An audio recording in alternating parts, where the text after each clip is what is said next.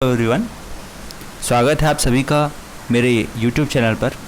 Channel पर नए हो तो चैनल को सब्सक्राइब करना ना भूलें और साथ में बेल आइकॉन को ज़रूर प्रेस कर लें ताकि मेरे नए वीडियो के नोटिफिकेशंस आपको कंटिन्यूसली मिलते रहें।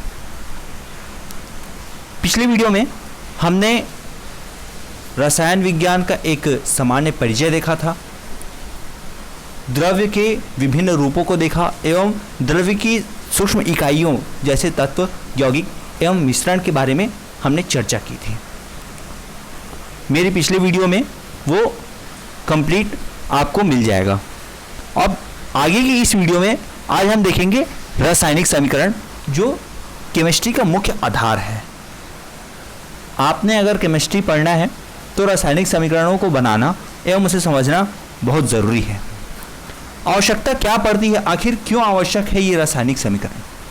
रसायन विज्ञान में अनेक प्रकार की अभिक्रियाएं संपन्न होती हैं और इन अभिक्रियाओं में अनेक पदार्थ अभिक्रिया में भाग लेकर नए उत्पादों का निर्माण करते हैं। इन अभिकारकों एवं उत्पादों को सरल रूप में व्यक्त करने के लिए रासायनिक समीकरण की आवश्यकता होती है। रसायन विज्ञान में हम विभिन्न प्रकार की अभिक्रियाओं को देखते हैं और इन अभिक्रियाओं को यदि हमें व्यक्त करना है, शाब्दिक तौर पर हम व्यक्त तो अवश्य कर सकते हैं, लेकिन यदि इन्हें सरल रूप में संकेतों एवं सूत्रों के माध्यम से व्यक्त किया जाए तो वह रासायनिक समीकरण में परिवर्तित हो जाता है। तो इसलिए रासायनिक समीकरण की एक सामान्य परिभाषा दी जा सकती है कि किसी भी रासायनिक अभिक्रिया को सूत्रों तथा संकेतों के माध्यम से प्रकट करने की विधि को रासायनिक समीकरण कहते हैं। रासायनिक अभिक्रिया है उसे हम यदि सूत्र के माध्यम से या विभिन्न संकेतों के माध्यम से प्रकट करें तो वह रासायनिक समीकरण का रूप ले लेती है। रासायनिक समीकरण को लिखना सबसे पहला और मुख्य स्टेप है। एक रासायनिक समीकरण को लिखने के लिए निम्नलिखित पदों का अनुसरण किया जाना अत्यंत आवश्यक है।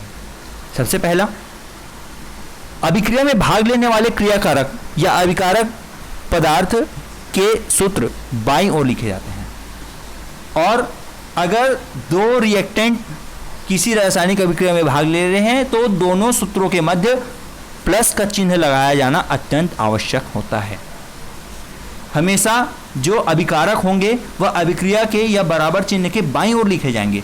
अगर एक से अधिक अभिकारक हैं तो उनके मध्य प्लस के चिन्ह का प्रयोग किया जाएगा और अभिक्रिया में बनने वाले क्रियाफलों अथवा उत्पादों को सूत्र के दाईं ओर लिखना पड़ता है और दोनों सूत्रों के मध्य धन का चिन्ह लगाना आवश्यक है यदि दो उत्पाद बन रहे हो तो। तीसरा पद, अभिकारकों तथा उत्पादों के मध्य तीर का चिन्ह लगाया जाता है और इस तीर का जो सिरा होता है वो अभिकारक से उत्पाद की ओर होता है, यानी रासायनिक अभिक्रिया की दिशा की ओर इस तीर का चिन्ह होता है। आप यहाँ पर स्पष्ट तौर पर देख सकते हैं अभिकारक से उत्पाद का निर्माण हो रहा है और ये तीर जो है वो इस रासायनिक अभिक्रिया की संपूर्णता को संकेत कर रहा है। तीर के चिन्ह के दोनों ओर परमाणुओं की संख्या को हम बराबर करते हैं, परंतु इसके लिए किसी रासायनिक सूत्र में कोई परिवर्तन नहीं किया जाता। जब किसी रासायनिक समीकरण में दोनों परमाणुओं की संख्या समान होती है तो इस पूर्ण रासायनिक समीकरण को हम संतुलित समीकरण भी कहते हैं।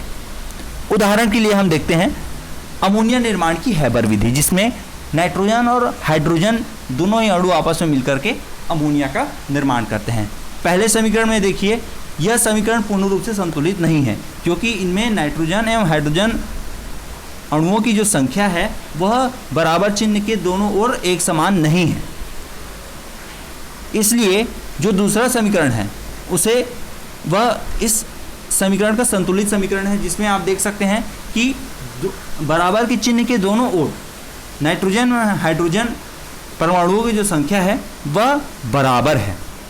रासायनिक समीकरण को संतुलित करना, किसी रासायनिक समीकरण को संतुलित करने की दो मुख्य विधियां हैं। पहला है अनुमान विधि और दूसरा है आंशिक समीकरण विधि, अनुमान विधि। सर्वप्रथम वे तत्व जिनके परमाणु सबसे कम स्थान में आते हैं उन्हें समीकरण के दोनों ओर बराबर कर लिया जाता है। ऐसे समीकरण जिनमें नाइट्रोजन, हाइड्रोजन, ऑक्सीजन आदि तात्विक गैसें बनती हैं, उन्हें प्रारंभ में परमाणुवीय अवस्था में ही रखा जाता है। इस समीकरण को परमाणुवीय समीकरण कहा जाता है। परमाणुवीय समीकरण को 2 से गुणा करने पर आणविक समीकरण प्राप्त होता है। अनुमान विधि को हम निम्नलिखित उदाहरणों के माध्यम से समझ सकते हैं। जैसे पोटेशियम क्लोराइड, पोटेशियम क्लोराइड को गर्म करने पर पोटेशियम क्लोराइड प्राप्त होता है और ऑक्सीजन गैस निकलती है। अब इस पूर्ण अभिक्रिया को यदि हमें समीकरण के तौर पर बताना है तो KClO3 it's making to KCl+O। लेकिन ये जो समीकरण है पूर्ण रूप से संतुलित नहीं है, क्योंकि यह उस मुख्य परिस्थितियों को, मुख्य शर्तों को यह नहीं मान रहा है कि बराबर चिन्ह के दोनों परमाणुओं की संख्या एक समान होनी आवश्यक है।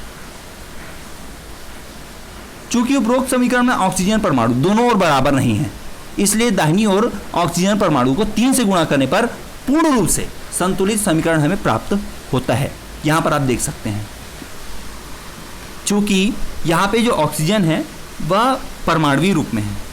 अगर इसे हम 2 से गुणा कर दें तो आणविक रूप में यह परिवर्तित किया जा सकता है।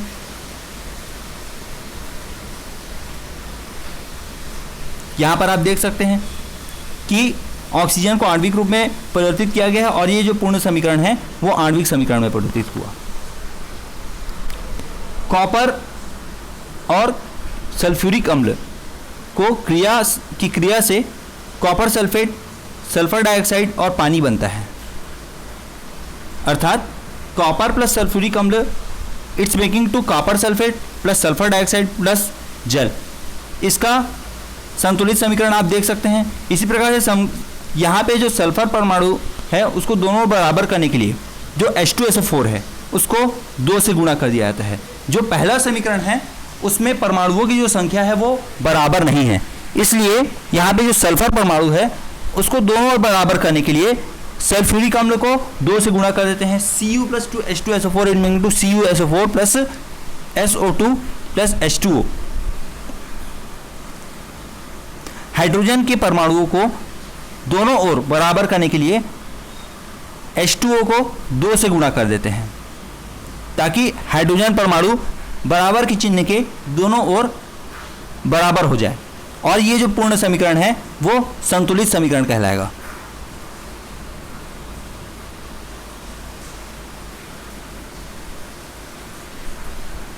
अब अगला आते हैं हम आंशिक समीकरण विधि।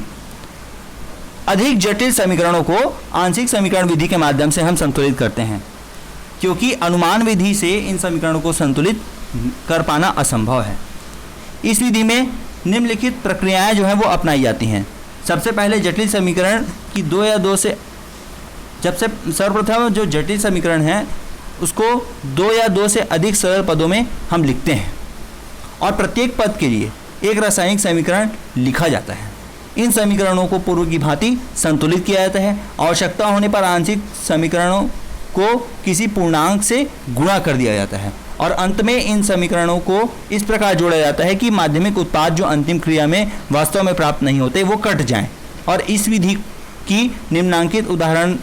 को निम्नांकित उदाहरण के माध्यम से प्रदर्शित किया जा सकता है। जैसे कॉपर की क्रिया नाइट्रिक अम्ल से कराने पर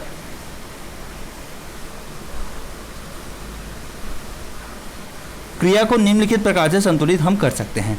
Cu+2HNO3 = CuNO3 whole twice plus 2H plus HNO3 plus 3H plus it's meaning to NO plus 2H2O। यहाँ पे जो दोनों समीकरण हैं इनमें जो परमाणु या अणु बराबर हैं या बार बार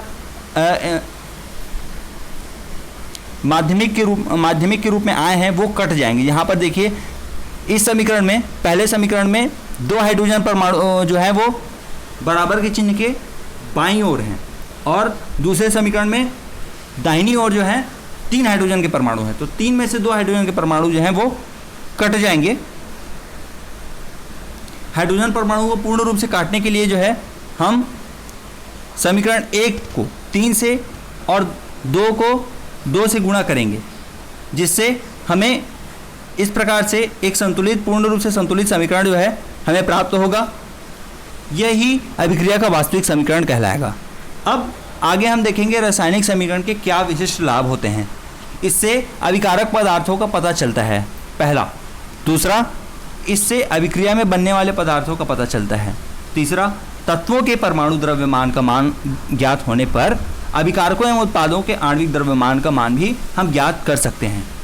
चौथा, क्रियाकारक एवं क्रियाफल पदार्थों के गैसीय होने पर इसका आयतन भी हम आसानी से ज्ञात कर सकते हैं। पांचवा, तत्वों की संयोजकता भी ज्ञात की जा सकती है। और छठा, इससे तत्वों के तुल्यांकी द्रव्यमान की भी हम गणना आसानी से कर सकते हैं। तो इस प्रकार से रासायनिक समीकरण के विभिन्न लाभ हैं जो हमें प्राप्त होते हैं। धन्यवाद मित्रों, आज का वीडियो यहीं तक। Thank you.